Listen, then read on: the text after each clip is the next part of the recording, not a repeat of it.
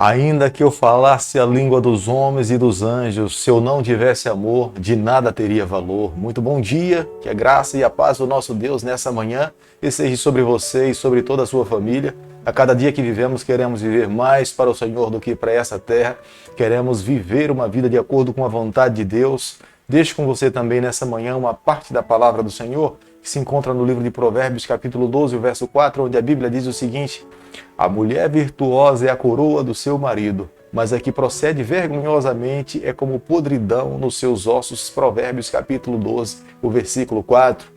A cada dia que vivemos nessa terra, homens e mulheres precisam viver para o Senhor, para a eternidade. Devemos tirar os nossos olhos dessa terra. Quanto mais nós vivermos para o Senhor, mais puro, mais santo, o nosso coração estará preparado para viver conectado com o céu. Mas se os nossos olhares se voltarem para essa terra, o nosso coração de fato será considerado inapropriado para viver com Deus eternamente.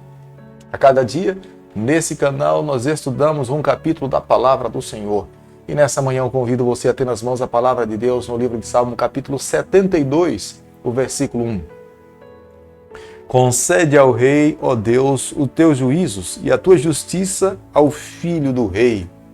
O salmo que nós estaremos estudando nessa manhã tem como título como sendo o Salmo de Salomão. Mas, na verdade, todo o conteúdo do Salmo 72 tem mais características de uma linguagem do rei Davi. O próprio Salmo termina falando das orações do rei Davi, e as declarações que nós encontramos nesse Salmo são declarações semelhantes que nós encontramos no livro de 2 Samuel, capítulo 23. Se Salomão seguisse todas as orientações que foram descritas nesse capítulo, Salomão teria sido um homem extremamente feliz. Mas nós sabemos, Salomão se refugiou no Senhor, Salomão buscou sabedoria em Deus. Depois de Jesus Cristo, nessa terra, nós não encontramos um homem com tamanha sabedoria. O Salmo 72, ele retrata de um rei ideal para um reino ideal. Entendemos perfeitamente que esse rei só poderia ser Jesus Cristo. Nenhum outro ser humano pisou nessa terra com tamanha dignidade, com vida ideal como Jesus Cristo pisou. Somente Jesus Cristo é modelo para cada um de nós. Portanto, a base suficiente nesse capítulo para crermos que Davi estava falando do Messias Salvador desse mundo. Mas possivelmente também Davi tenha escrito esse salmo no momento em que Salomão, seu filho, foi entronizado como sendo o rei da nação de Israel. O Salmo 72, como nós podemos ver, a oração daquele que compôs esse salmo é uma oração pedindo um reinado justo. Sabemos que o reinado de Salomão teria se tornado um reinado justo se ele tivesse vivido uma vida de obediência ao seu pai e, acima de tudo, ao seu Deus. Mas no percurso da sua vida, Salomão se desviou da vontade do Senhor e manchou a sua reputação diante dos homens e diante do Senhor. O rei ideal, reinando num reino ideal, esse rei buscaria sabedoria no Senhor. Esse rei faria justiça para com os pobres, esse rei cuidaria das viúvas, esse rei teria uma atenção para aqueles que são mais carentes nesse mundo. Observe que quando Deus descreve um ser humano com uma vida piedosa, ele sempre tem um olhar de amor para com aqueles que são mais carentes, aqueles que são mais necessitados. Foi esse tipo de olhar que Jesus Cristo teve quando viveu aqui nesse mundo. Como resultado desse reino ideal, o mundo terá paz, o mundo terá alegria, o mundo terá prosperidade, porque esse reino julgará esse mundo com justiça, com equidade, e as verdades serão conduzidas pelo seu cetro. Diante da conduta desse rei em viver em harmonia com o seu Pai Celestial, esse reino receberá chuva no seu devido tempo e a terra produzirá os seus frutos de acordo com as estações. Aqueles que vivem nessa terra, que são subalternos a esse governo, irão usufruir dos benefícios dessa vida ligada ao Senhor.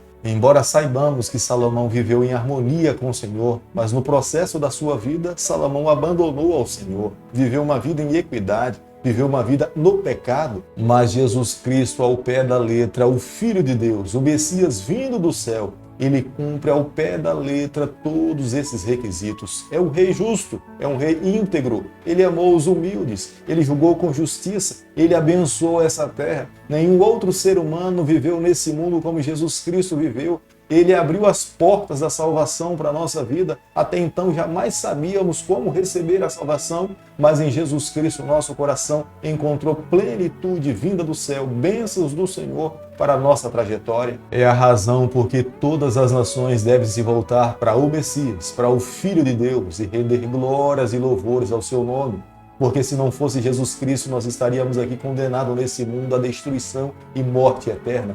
Seríamos escravos do pecado de Satanás, mas Jesus Cristo veio nos trazer libertação, salvação, vida, paz, bênçãos abundantes, bênçãos que como seres humanos nós não conseguimos mensurar. Somente um dia, quando nós entrarmos na Nova Jerusalém, vivermos ao lado do nosso Deus, é que nossos olhos serão abertos para entendermos quanta bondade o nosso Deus derramou sobre a nossa vida. Mas enquanto vivemos aqui nesse mundo, o nosso coração precisa ser cativo ao coração do nosso Deus, amá-lo cada vez mais, servi-lo com todas as nossas forças. Jesus Cristo, um dia, quando voltar a essa terra, não mais virá como um servo sofredor, não mais para sofrer como ele sofreu, morte de cruz, mas virá com todo poder e glória. Os seus filhos serão levados com ele para viver com o Senhor por toda a eternidade.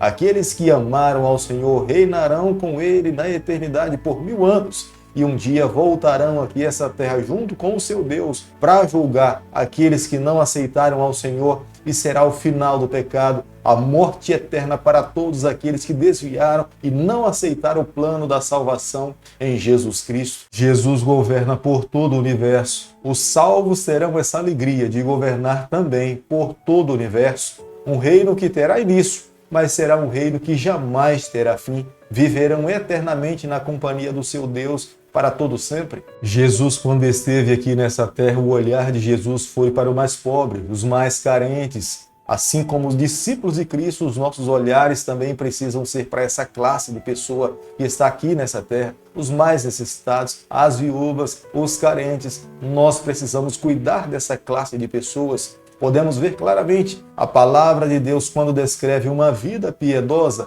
ela descreve que esses têm esse tipo de olhar. Nós, como filhos do Senhor, discípulos do Senhor, precisamos desenvolver esse olhar para com os mais pobres. Jesus Cristo irá reinar por toda a eternidade. Enquanto Salomão reinou, mas falhou como um ser humano, não deixou um legado de uma vida ilibada. Ele mesmo descreve nos seus ensinamentos, falando que tudo é vaidade. E como ele viveu uma vida vaidosa nessa terra, ele não alcançou o patamar de Jesus Cristo. Mas nós um dia nos encontraremos com o nosso Salvador e viveremos com ele por toda a eternidade, porque ele alcançou a nossa vitória que nós não alcançamos na cruz do Calvário. Ele venceu para atribuir a todos nós. Nessa manhã, se nós quisermos viver como Cristo viveu, mesmo como pecadores, nós precisamos nos submeter à vontade do Senhor, abrir mão da nossa vontade, do nosso eu, dos nossos interesses, para vivermos o interesse e a vontade do Senhor. Aqueles que tomam essa atitude serão cobertos pela justiça de Cristo e receberão a graça do Senhor, a justiça imputada do Senhor, e viverão com o seu Deus por toda a eternidade. Querido Pai, em Tuas mãos nessa manhã nós nos colocamos, confessamos as nossas falhas, queremos ser do Senhor por toda a nossa vida. Fica conosco no decorrer desse dia, é o nosso pedido e a nossa oração, e o fazemos em nome de Jesus. Que o Senhor te abençoe e te guarde. Que Ele faça resplandecer o seu rosto sobre você, que Ele tenha misericórdia de você, e sobre você nessa manhã Ele levante seu rosto e conceda a sua paz em nome de Jesus. Amém.